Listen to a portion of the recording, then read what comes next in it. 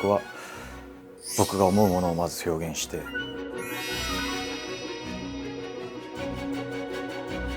亀梨さんで雫をお願いできないかなっていうお話を会議でさせていただいたんですね。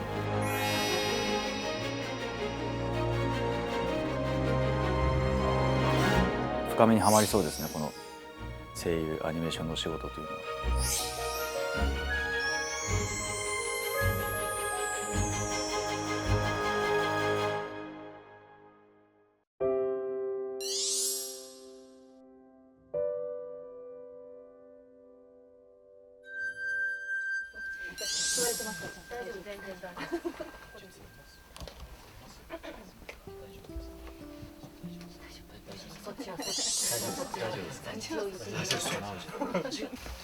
神崎雫役の亀梨和也です。よろしくお願いします。はい。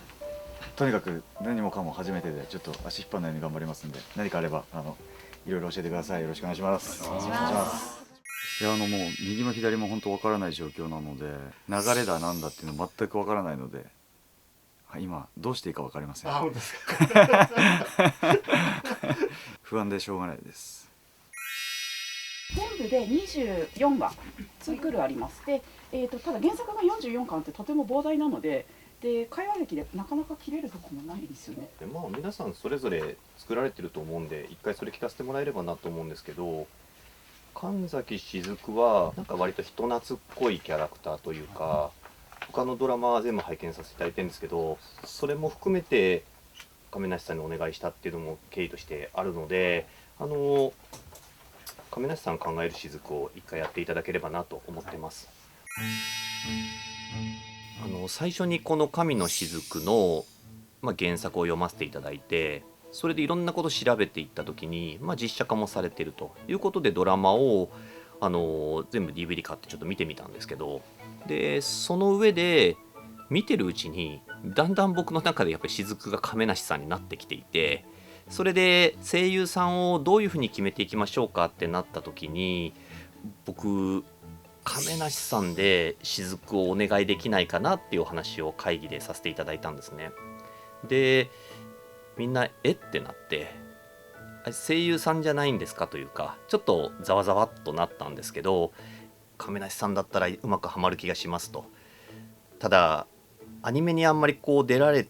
ている方ではないので、なんかお引き受けいただけるかどうか分からずで、そこをなんとかお願いしますって言って頼んで、音響の方々とかが一生懸命動いてくださって、亀梨さんもスケジュール調整してくださって、それで同じ雫を演じさせていただけるならって言ってくださったので、僕としては決まった時はもう仕事の半分終わったんじゃないかぐらいはいちょっとキャッチーなことというか、ドラマとアニメが同じ人ってあんまり見たことないから、そういう意味では面白いことが挑戦できそうだなって思ったのを覚えてます。もちろん大軸のその雫という人物の持っている軸は変わらないですけれど、アニメの方がよりその原作に忠実というか、キャラクター設定も、ドラマの時の方がそのもう少し育ちの良さみたいなところをちょっと立ててみようかっていう設定値のもとスタートしたので、アニメ版の方がやはりその原作にある良い軽さというか、そういうお茶目な部分、おちゃらけた部分というのかな、その辺はもうすでにあったりとかするので、芯の部分はもちろん雫でつながっているんですけれど、でもドラマの時はこうだったああだったっていうのは一旦置いといて、アニメ版のその雫としての感じ方、感情というものをしっかりと、やはりその一緒にお芝居をねしてくださる方たちも違いますし、はい。69カットの雫、そこに一つ軽く声に反応するみたいなアドリブをください。それ、ボールド出る前です。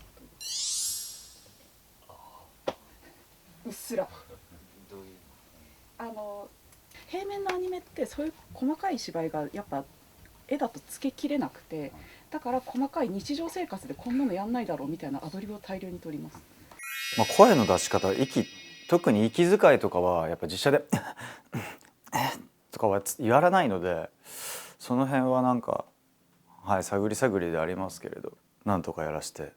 もらってるかなっていうには。リアクションであったりとか、自分がそう思ってやってるので、声だけやはり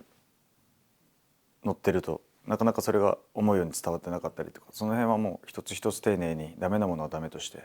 もっといいものを出してくださるように時間もかけてくださっているので、その辺は安心して、僕が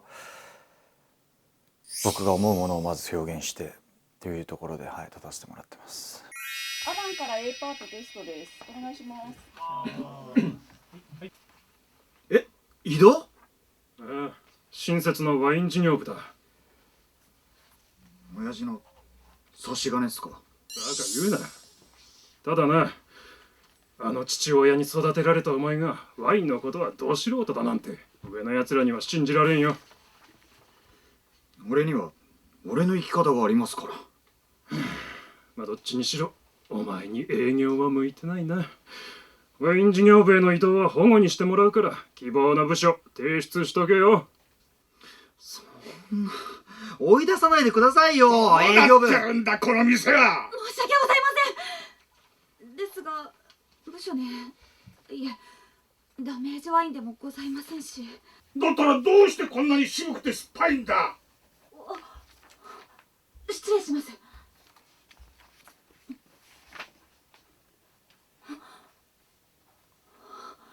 うして？ソムリエール、デキャンターを。そうですね、キャラクターもみんな違うし、ち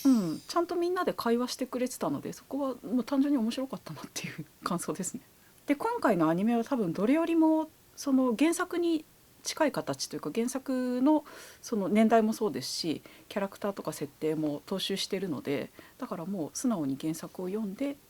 でシナリオを読んでやっていけばいいなと思ってたので、あんまり気負いはなかったのと、私自身も読んでたので当時から結構楽しみでした。雫に関してはまあちょいちょいアドリブとか、表現の仕方とかはいくつか気になるところありましたけど、はい、そういうのが間に合わなくなっちゃ両方見れれば一番いいんだけど、マイクの前ってどうしても動かないで喋るんですけど、動かないで普通に喋ると動かない時の音にしかならないんですよ。だからガッて掴む時の音ってやっぱりやんないとできないんだけど、これをやるとノイズになるからやっちゃいけなくて、手動かしたりとかする人も、電話する時はこうやってやったら雰囲気でとかやるとかっていう人もいるんですけど、基本的に絵に描かれている、情報をただ上向いてるとか下を向いているとか、遠峰のこう胸ぐらを掴んでいるから胸ぐら掴んだここの顎に向かって喋ってるとか、目線を自分で決めてあげないと全部同じ音になっちゃう。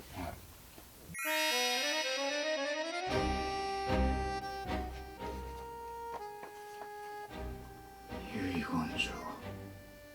か。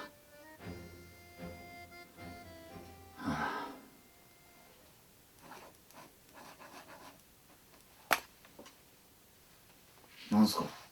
これ？遺言状です。神の雫？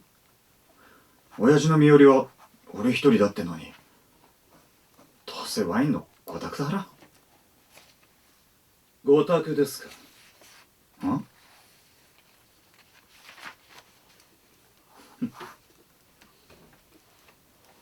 誰だ？遠峰一世と申します。ワイン評論家。葬儀ならまだ先だよ。いえ、私も一応戸籍上は先生の息子ですから。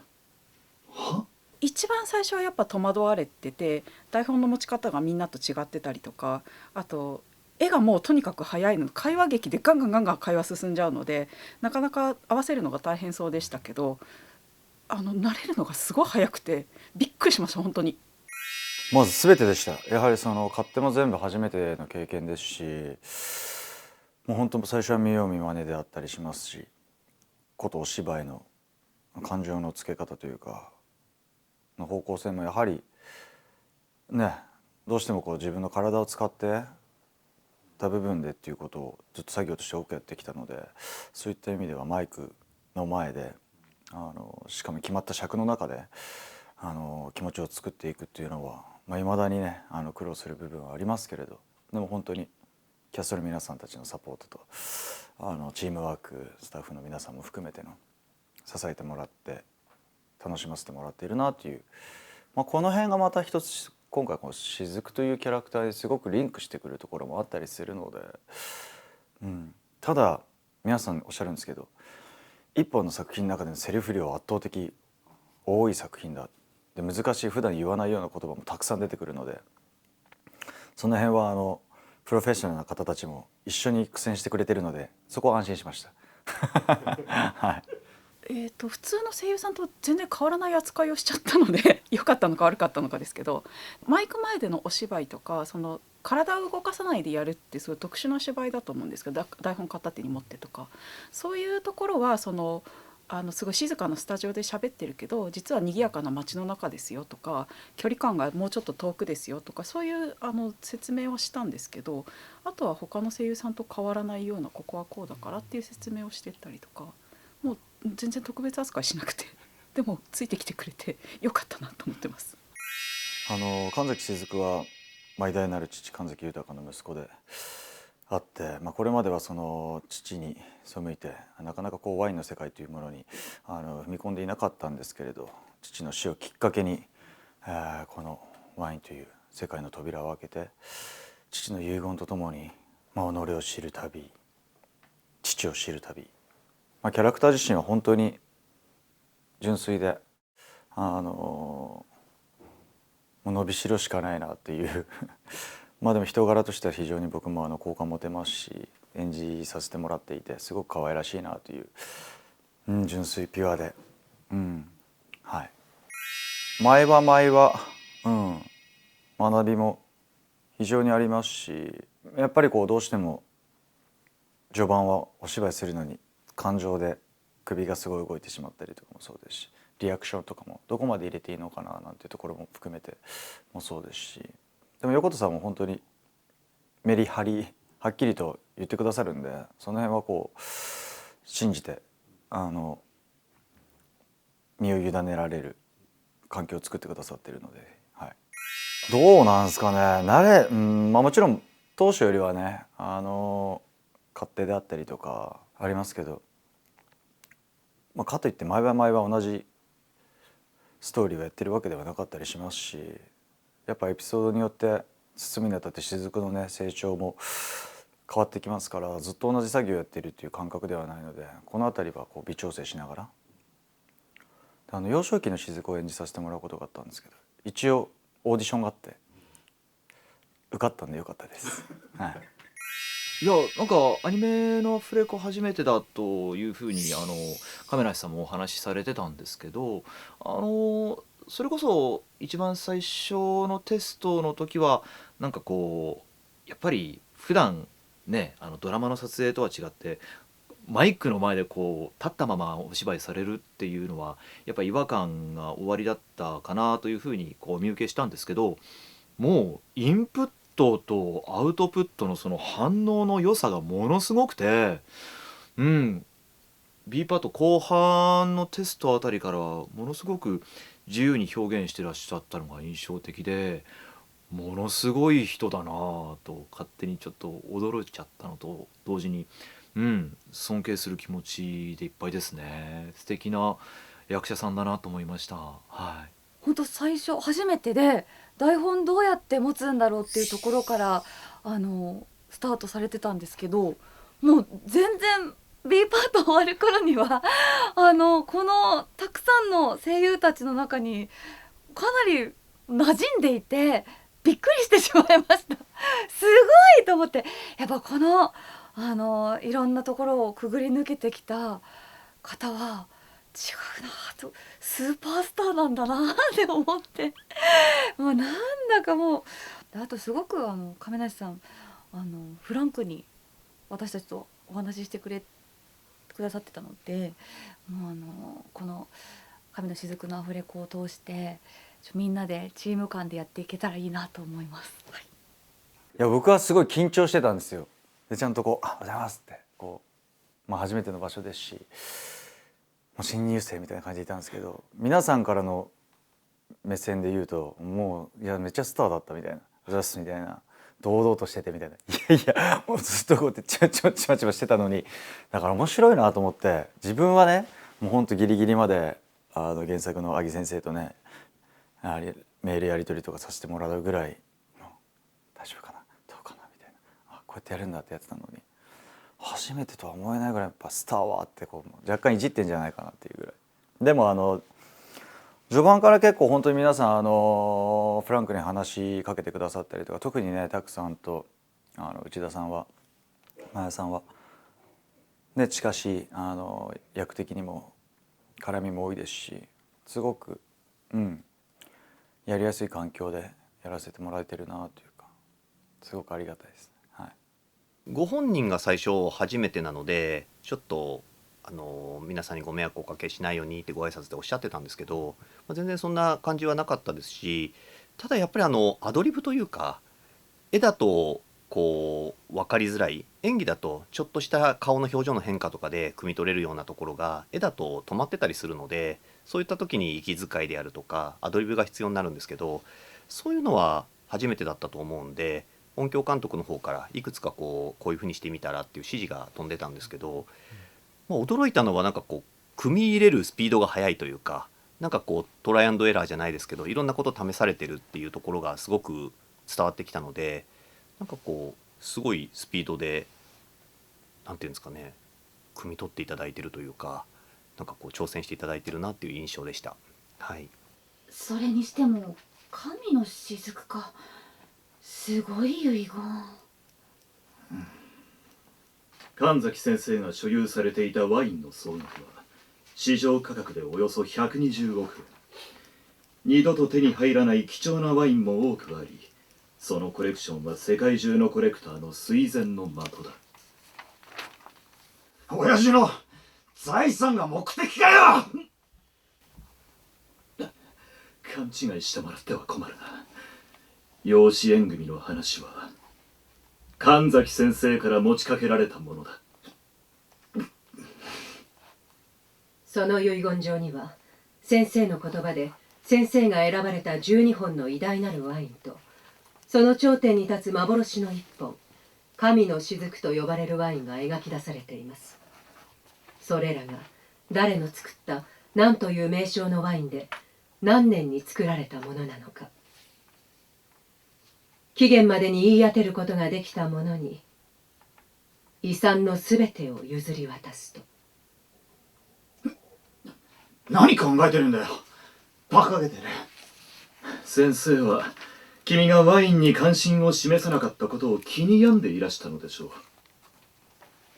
親父はワインのことなんて何一つ教えてくれなかった。教えられなかったものは学べないと？偉大な業績を残された先生も息子の教育には失敗なさったようだ。ライバル役、すごい重要な役の遠峰一世を演じていただいた佐藤さんなんですけど、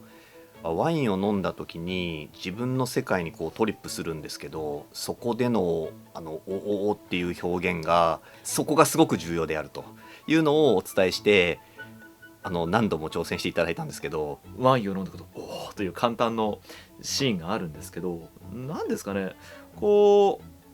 うワインを愛するがあまりその表情というか言葉にはこう表しきれないような彼自身の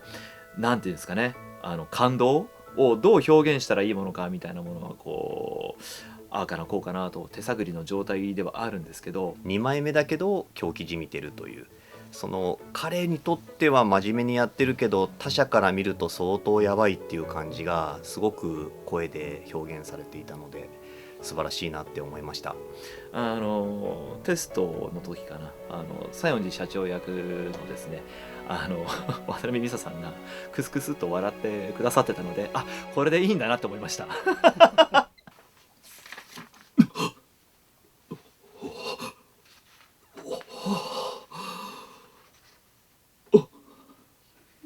なるほど、さすが神崎豊のコレクションだ。一世のみんな気になってると思いますけど、原作で出てくるおをどう表現するのかっていうのをどうなるんだろうと思ってたんですけど、やっぱり予想以上のことをやってくれたし、期待以上のことをやってくれたし、で雅も雅でうまく雫を誘導して可愛らしくやってくれたし。いやでも本当プロフェッショナルだなっていう、それはもう皆さんそうなんですけど、たくさんアドバイスもいただきますし、でもやっぱその引き出しの多さであったりとか表現であったりすごいなと思います。雫以上にやっぱり難しい言葉であったり、東峰一世自身がやっぱりエキスパートなので長台詞も非常に多いですし、いつもすごいな、もう本当雫と同じような角度で、学ばせてもらってます。いやもう本当にもういるだけで場が華やぐというか、それはもう本当に彼女自身のキャラクターはもちろんそうですけども、みやびちゃんのね、あと本当に改めてこの声の素晴らしさというか、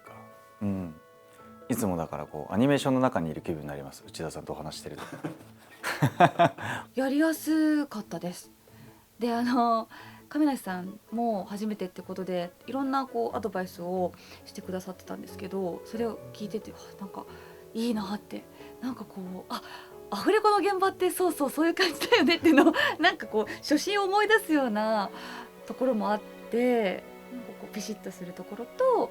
明るく楽しく教えてくださるところとですごく、いい現場だなと思いました。監督も一人一人のキャラクターのお話をしてくださっていて、みやびは可愛く、そしてこの作品の色の中では今っぽく令和の時代に合わせたキャラクターにしていきたいってことだったので、そのお話をしていただいていたので意識してできたかなと思います。内田さんは、ヒロイン役で出ていただいてるんですけれども、原作よりもちょっとキャラクターデザインを今のアニメ風というかちょっと可愛らしい雰囲気にちょっと変えさせていただいていて、それもあるのでなんか人懐っこいというか、かといって雫がまだワインのこと詳しくない時に教えてくれる役として出てくるので、説得力はあるけどなんか人懐っこい、そういう演技をお願いしたんですけど、それがバッチリ出ていてさすがだなと思いました。遠峰氏からは1週間待つとことづかっております。雫さんがこのワインをどう表現するか楽しみに待っていると。何をさせたいんだ、俺と遠峰ってやつに。答えてくれよ親父。A パートいただきました。ありがとうございます。すいません。最後のとこもう一回だけトライしていいですか。ください。いや第1話なんですかね、集まった一堂に会した時はなんか緊張感みたいなものがスタジオに満ちていたんですけど、収録進むにつれてどんどんそれが何でしょう、楽しい雰囲気になっていったのが非常に印象的で、2話以降の収録が非常に楽しみだなっていう気持ちです。今はやっと始まったなというのと、アフレコ始まってみたら今回1話でキャストが割と勢ぞろいバーッとたくさんいる中でアフレコだったので、もう一気に神の雫の世界にバーンと入れた感じがしてものすごく楽しかったです。これは、このシーンということではないんですけど、やっぱり漫画なのでガッて感情を落とした後にすぐパーンってもう次の日とかになって切り替えがやっぱ早かったりするんですよ。普段実写のお芝居でそういうことってないので、泣いた後に「おはようございます」とかっていうのがもう秒で来るので、その辺はやっぱ本当皆さんすごいなと思ってやってますかね。なんか「うわなんだかなんだかそれで」とかそのメリハリ切り替え、あとは本当に尺の中で感情を成立させて尺の中でことを終える、セリフを言い終えることももちろん当たり前にそうですけど、深みにはまりそうですね、この声優アニメーションのお仕事というのは。今回特に撮る前に僕が気になっていたのが、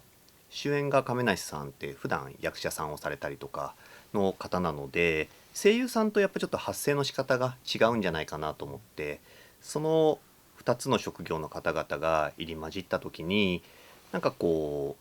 相乗効果で良くなるのか、それともなんかどちらも気を使ってしまうのかみたいなのがどういう風になるかなと思ってたんですけど、僕の個人的な感想としてはいい方に転がってうまくまとまったし、僕はなんか普通のアニメとはちょっと違うような出来になって面白いんじゃないかなと思っています。亀梨さん含めて結構個性的で面白い声が集まったので、やっぱり